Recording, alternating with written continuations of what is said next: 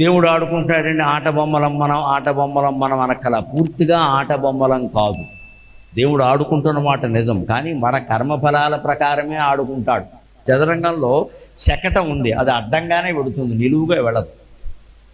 ఏనుగు ఉంది, నిలువుగానే వెడుతుంది, క్రాస్గా వెళ్ళదు, అది వంకరగా వెళ్ళదు. శకటం ఎప్పుడు వంకరగానే వెడుతుంది. ఈ చదరంగం ఆటే ఆడుతోంది అమ్మవారు మనతో, వాళ్ళ ఆయనతో కలిసి సరదాగా. కానీ మనం తెలుసుకోవలసింది ఏమిటి అంటే, మన స్వేచ్ఛ మనకు ఉందండి ఇందులో. మనం శకటం అయితే ఆవిడ అడ్డంగానే కదపాలి, మన నిలువుగా కదపడానికి వీలు. మనం ఏనుగైతే ఈ ముందుకే కదపాలండి, ఆవిడ వంకరగా నడిపించడానికి వీలు లేదు. మనం గుర్రం అనుకోండి, 2 అడుగులు ముందుకేసి 1 అడుగు పక్కకి వెయ్యాలి. గుర్రం కాబట్టి 6 అడుగులు ఎత్తానంటే కుదరదు. మంత్రి అనుకోండి, ముందుకి పెడతాం, అడ్డంగానే వస్తాం.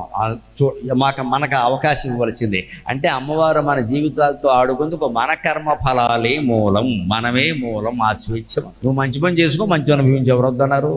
నువ్వు చెడ్డ పని చేయమని చెప్పలేదు.